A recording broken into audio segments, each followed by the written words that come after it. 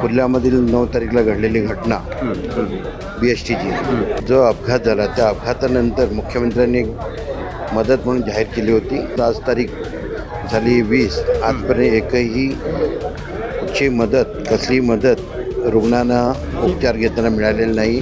रोजच्या रोज एक ना एक मृत्युमुखी पावलेला आहे. मृत्यू होत आहे सायन हॉस्पिटलमध्ये आणि इतर ठिकाणी. मी काही प्रमाणात लोकांना खाजगी रुग्णालयात दाखल केलेलं आहे, पण त्याचाही कुठे खर्च शासन उचलायला तयार नाही, ना महानगरपालिका उचलायला तयार नाही, ना BST. सगळ्यांकडे पाठपुरावा करूनसुद्धा एकमेकांकडे बोटं दाखवतात, परंतु ठोस असा निर्णय काय होत नाही. हे सरकार जर आमच्या कामामध्ये सहकार्य केलं तर नक्कीच या मतदारसंघामध्ये चांगल्या सुविधा, ज्या अडचणी आहेत पाण्याच्या, रस्त्यांच्या, गटारांच्या आणि डेव्हलपमेंटच्या, सगळ्यावरती मात करता येईल. परंतु सरकार जर सकारात्मक दृष्टिकोनातून जर विचार केला तर ते शक्य आहे.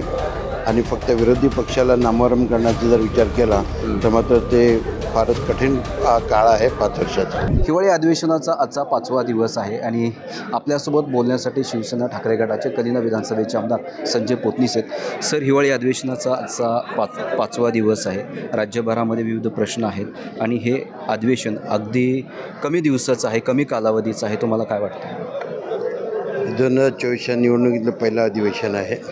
त्या अधिवेशनाचा कार्यकाळ फक्त 5 दिवसाचा होता आणि त्या 5 दिवसामध्ये विभागातील जे मुद्दे आहेत आणि प्रश्न आहेत ते मांडण्याचा जो आपला हक्क आहे आणि आयुध आहे ते म्हणजे तारांकित प्रश्न, लक्षवेधी. या अधिवेशनामध्ये दोन्ही आयुध नाही आहेत. फक्त बोलत असताना या विषयावरती या अधिवेशनमध्ये औचित्याच्या मुद्द्याद्वारे आपण एक प्रश्न उपस्थित केला. तो प्रश्न म्हणजे कुर्ल्यामधील 9 तारीखला घडलेली घटना BSTची. तो विषय मी या सभागृहात मांडला आणि शासनाचे निदर्शन आणून दिलं की जो अपघात झाला त्या अपघातानंतर मुख्यमंत्र्यांनी मदत म्हणून जाहीर केली होती. मृत्यू ज्यांचा झाला आहे त्यांना 10 लाख रुपये आणि जे जखमी आहेत त्यांचं सगळं उपचाराचा खर्च करणार असं जाहीर केलं होतं 9 तारीखला 10 तारीखला. परंतु आजपर्यंत आज तारीख झाली 20. आजपर्यंत एकही कुठची मदत कसली मदत रुग्णांना उपचार घेताना मिळालेला नाही. रोजच्या रोज एक ना एक मृत्युमुखी पावलेला आहे. मृत्यू होत आहे सायन हॉस्पिटलमध्ये आणि इतर ठिकाणी. मी काही प्रमाणात लोकांना खाजगी रुग्णालयात दाखल केलेलं आहे, पण त्याचाही कुठे खर्च शासन उचलायला तयार नाही, ना महानगरपालिका उचलायला तयार नाही, ना BST. सगळ्यांकडे पाठपुरावा करूनसुद्धा एकमेकांकडे बोटं दाखवतात, परंतु ठोस असा निर्णय काय होत नाही. म्हणून मी या अधिवेशन काळामध्ये अध्यक्षांच्या माध्यमातून सरकारला मी जाणून दिलं की आपण जाहीर केलेली मदत ही तुरंत पोचली पाहिजे. कारण शेवटी मृत्यू झाल्यानंतर मदत देणं आणि उपचार घेत असताना लोकांना मदत होणं याच्यामध्ये फरक आहे. उपचार घेत असताना जर काही मदत झाली तर चांगल्या पद्धतीने त्यांचा डॉक्टर्स उपचार करू शकतात आणि लोकांनासुद्धा उपचार घेत असताना कुठच्या चिंता राहत नाही आणि त्यांच्यावर चांगले उपचार होतात. मी शेवटी माझ्या माध्यमातून जेवढं काय करता येईल तेवढं सगळं केलेलं आहे. मी ज्या लोकांना बाबा हॉस्पिटलमधून खाजगी रुग्णालयात ॲडमिट केलं त्या सगळ्यांची काळजी तर मी घेतोच आहे. परंतु इतरही काही ठिकाणी माझ्या व्यतिरिक्त ज्या लोकांनी खाजगी रुग्णालयात प्रवेश घेतलेला आणि उपचार चालू आहेत त्यांची मात्र अवस्था बिकट आहे. ना शासन खर्च करू शकत, ना स्थानिक ते स्वतः कुटुंब त्यांचा खर्च करत त्या द्विधा मनस्थितीत आहेत. मी हेच सांगेन की त्यांच्या कुटुंबियांना त्यांना आधार द्यावा आणि त्यांच्या कुटुंबामध्ये जो अपघात झालेला आहे त्याच्यातून जे त्यांच्या कुटुंबाचे संकट कोसळले त्याच्यातून त्यांना सावरावं हीच ईश्वरचरणी माझी प्रार्थना आहे. कुर्ल्यामध्ये बेस्ट अपघात झाला, त्याच्यामध्ये मृतांना आणि जखमींना मदत करण्याचं जाहीर सरकारनं केलं. मदत जाहीर करण्याची सरकारने केली होती, ती मदत अद्याप मिळाली नाही आहे. परंतु दुसरीकडे मुंबईमध्ये जी बोट अपघात झाला तिथे देखील सरकारनं अशाच प्रकारची भूमिका घेतली. केवळ मदत जाहीर केलेली आहे, अद्यापही मदत त्यांना जाहीर केलेली नाही. याकडे तुम्ही कसं बघता? हे सरकार फक्त घोषणा करतं, जाहीर करतं, परंतु त्याचा आदेश पुढे जात नाही. त्यामुळे संबंधित खातं त्यांचे योग्य ते निर्णयाप्रत पोचत नाहीत. कारण शेवटी वरिष्ठाकडून आलेला निर्णय आणि घोषणा या प्रत्यक्षात राहण्याचे असतील त्या पद्धतीने खालच्या डिपार्टमेंटपर्यंत ते आदेश गेला पाहिजे. तसा आदेश काढला जात नाही.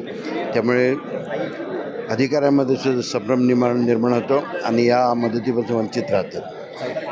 कलिना विधानसभेमध्ये प्रामुख्याने ट्रॅफिकची समस्या आहे आणि झोपडपट्टीचा हा भाग असल्यामुळे तिकडे विकास कामाच्या संदर्भात तुम्ही काही लक्ष देणार आहात का? कारण आता तुम्ही हॅट्रिक मारलेली आहे, हॅट्रिक मॅन म्हणून तुमचं नाव मतदारसंघामध्ये घेतलं जातं. त्या संदर्भात काय सांगा? गेले 3 दिवस मी औचित्य मुद्द्याद्वारे कल्याण मतदारसंघातील पाण्याचा प्रश्न मांडण्याचा मी प्रयत्न केला, परंतु ठराविक 25 लोकांना त्याच्यामध्ये संधी मिळते. त्यामुळे या 2 दिवसामध्ये मला का 3 दिवसांत मला का संधी मिळाली नाही, परंतु तो प्रश्न तसाच राहिला. पाण्याचा प्रश्न असा गंभीर आहे आणि ह्या कल्याण विधानसभेमध्ये 2-3 विभाग हे पाण्यापासून फार वंचित आहेत. त्यांना पाण्याचं प्रेशर नाही. एक तर डोंगराळ भाग, काही गल्ल्यामधून पाण्याचं प्रेशर डाऊन होतं. त्यामुळे मी सरकारदरबारी हेच मागणी करत होतो की निवडणुकीच्या दरम्यान 12 तारीख ते 21 तारीख दरम्यान जे पाणी महानगरपालिकेतर्फे देण्यात आलं ते पाणी मुबलक प्रमाणात आणि मोठं प्रेशर होतं. त्याचं जर तुमच्याकडे हे पाणी देण्याची क्षमता आहे महानगरपालिकेकडे तर ते कंटिन्यू का होत नाही? 14 तारीख ते 21 तारीखच का 7 दिवसच का पाणी दिलं गेलं? म्हणजे हे स्पष्ट दिसतं आहे की सरकार ह्या अगोदरच्या या निवडणूक लढल्याचे आता जे निवडून आलं सरकार हे कुठेतरी ह्याचा फायदा घेऊन महानगरपालिकेमध्ये पाण्याचं प्रेशर देणं, साफसफाई रोखणं, ह्या गोष्टीचा स्थानिक लोकप्रतिनिधींना नुकसान होईल अशा प्रकारे व्यूहरचना करत आली होती. त्यामुळेच हे 14 तारीखपासून ते 21 तारीखपर्यंत पाणी दिलं, पण आता पाणी नाही दिली, पाणी बंद झालं. तर महानगरपालिकेकडे माझी एकच विनंती आहे की ज्या लोकांनी हे कारस्थान केलं होतं त्यांचा शोध घेऊन त्यांच्यावर कारवाई व्हावी.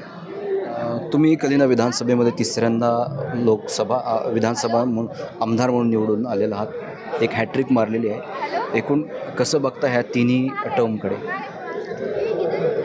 जसजशी 5-5 वर्ष निघून जात आहेत तसंही कामाचा व्याप पण मोठा वाढत चाललेला आहे. आपण जेव्हा 3री टर्ममध्ये जातो तेव्हा मागच्या 2 टर्मचा अनुभवाने आपल्याला काम करता येतं. हे सरकार जर आमच्या कामामध्ये सहकार्य केलं तर नक्कीच या मतदारसंघामध्ये चांगल्या सुविधा आणि ज्या अडचणी आहेत पाण्याच्या, रस्त्यांच्या, गटारांच्या आणि डेव्हलपमेंटच्या सगळ्यावरती मात करता येईल. परंतु सरकार जर सकारात्मक दृष्टिकोनातून जर विचार केला तर ते शक्य आहे. आणि फक्त विरोधी पक्षाला नामोहरम करण्याचा जर विचार केला तर मात्र ते फारच कठीण काळ आहे 5 वर्षाचा. आता शेवटचा प्रश्न आहे. महाराष्ट्रामध्ये विधानसभा निवडणुकीमध्ये महायुतीला प्रचंड यश मिळालं, महाविकास आघाडीला म्हणावं तसं यश मिळालं नाही आहे. पण कलिना विधानसभेमध्ये अशी काय जादू संजय पोतनीस यांनी केली, त्यांची जागा सहज विजय झाली, सहज विजय मिळाला असं वाटतं? बघा, सहज विजय म्हणता येईल कारण पहिली टर्मला मी फक्त थोडक्या मतांनी निवडून आलो होतो. दुसऱ्या टर्मला 4,000 आणि तिसऱ्या टर्मला 5,000. म्हणजे कुठे ग्राफ माझा खाली आलेला नाही आहे. मतांचा जर ॲव्हरेज बघितला तर आपण चढता क्रमच आहे. आणि तिसरी टर्म मी तर म्हणतो 3री टर्म फक्त महानगरपालिका या विधानसभेची आहे. त्या अगोदर मी 4 वेळा निवडून आलो आहे नगरसेवक म्हणून. त्यामुळे माझ्या दृष्टीने ही 8वी निवडणूक आहे आणि 8व्या निवडणुकीतसुद्धा मी विजयी झालेलो आहे. म्हणजेच या विभागातील लोकांचा आपल्यावरचा असलेला विश्वास हा कायम त्यांनी ठेवलेला आहे. त्याबद्दल मतदारांचे बी आभार मानेन. विधानसभा निवडणुकीमध्ये विरोधकाकडनं अनेक तुमच्यावर आरोप करण्यात आले होते. हिंदी मराठी हिंदी अशा वापर करण्यात आला. नंतर हिंदू आणि मुस्लिम ही निवडणूक सगळा ह्याचा प्रचार झाला होता. हिंदू मुस्लिम शेवटी सगळ्यात लोकांना मतदानाचा हा अधिकार आहे, घटनेने दिलेला अधिकार आहे.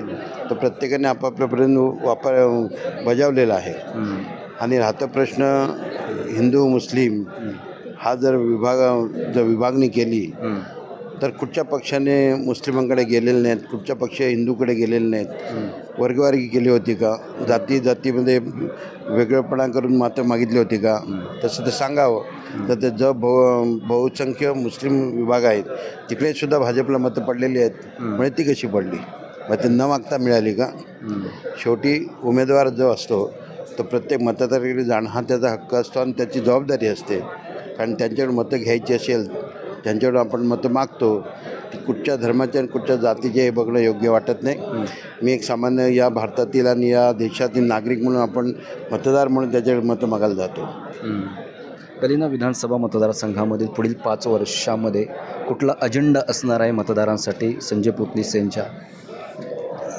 ज्या ज्या गोष्टी राहिल्यात, उदाहरणार्थ एअरपोर्टच्या आजूबाजूला असलेली झोपडपट्टी त्याचा स्थलांतर करणं किंवा विकास करणं आणि जे एव्हिएशनचे म्हणजे मुंबईमध्ये असलेल्या नेहरू नगरची या नेहरू रोडच्या पार्ला, चांदिवली, कुर्ला त्या विभागात असलेल्या जे जीर्ण झालेल्या इमारती आहेत त्यांचा पुनर्विकास एअरपोर्ट अथॉरिटी आणि एव्हिएशनमुळे अडकलेला आहे. उंचीवर निर्बंध आल्याकारणाने कुठचाही विकास होत नाही. त्यासाठी दिल्ली दरबारी आपण प्रयत्न करू, कारण शेवटी हा केंद्र शासनाचा निर्णय आहे. केंद्र शासनाचा अखत्यारीत हा निर्णय असल्याकारणाने आम्हाला हा विषय तिकडे लावून धरावा लागेल आणि हा विषय सोडवल्याशिवाय मला वाटतं या विभागाचा विकास होणं शक्य नाही. नक्कीच हे होते शिवसेना कलिना विधानसभेचे आमदार संजय पुतनीस. मी गुणवंत दांगा, DRV न्यूज, नागपूर.